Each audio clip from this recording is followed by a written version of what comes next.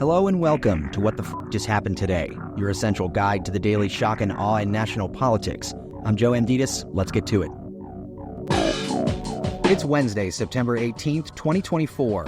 Welcome to day 1338. The Springfield City School District has received 36 shooting and bomb threats since Donald Trump and JD Vance falsely claimed that Haitian migrants were eating pets, forcing local schools to move classes online and cancel on-campus events. Despite there being no verifiable evidence or credible reports to support their claims, Vance continued to defend his baseless comments, saying the media has a responsibility to fact-check stories, not him. Meanwhile, at least 111 former Republican national security officials endorsed Kamala Harris for president, calling Trump unfit to serve again. In a letter to the public, the Republicans conclude that Trump cannot be trusted to support and defend the Constitution of the United States against all enemies, foreign and domestic, and bear true faith and allegiance to the same. They added that Trump promoted daily chaos in government, praised our enemies and undermined our allies, politicized the military and disparaged our veterans, prioritized his personal interest above American interests, and betrayed our values, democracy, and this country's founding documents.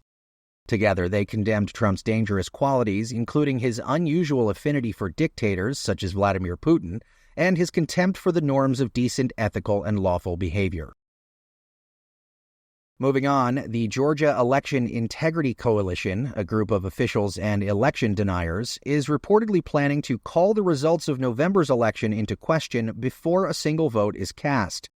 Emails obtained as a result of a public records request sent to David Hancock, an election denier and member of the Gwinnett County Board of Elections, reveal the behind-the-scenes effort to enact denier-based policies and portray the coming election as beset with fraud. Separately, Georgia Secretary of State Brad Raffensperger sent a letter to the state election board criticizing the absurdity of the board's actions to vote on more than a dozen new election rules and procedures so late in the process.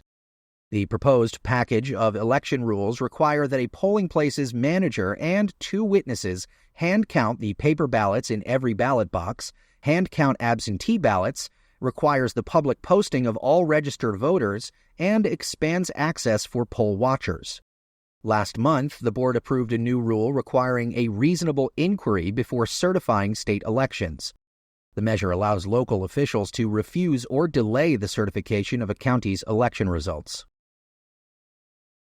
Meanwhile, the FBI is investigating suspicious packages containing an unknown substance that was sent to election officials in more than 16 states.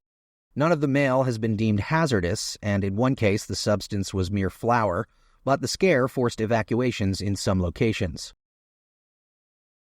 Meanwhile, the Teamsters will not endorse a presidential candidate for the first time since 1996, after an internal electronic poll found that 59.6% of members supported Trump, while 34% supported a Harris endorsement. The union endorsed Biden in 2020, and Biden went on to become the first sitting president in history to walk a picket line and awarded $36 billion in federal funds to save the pensions of more than 350,000 Teamster truck drivers, making it the largest rescue package for a pension plan in U.S. history. Moving on, the Federal Reserve cut interest rates by 0.5 percentage point and projected 2 more cuts before the end of the year.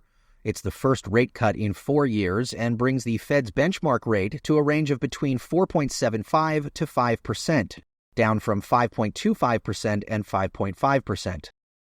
The Fed said the decision reflected greater confidence that inflation is moving sustainably towards 2% and that the central bank judges that the risks to achieving its employment and inflation goals are roughly in balance.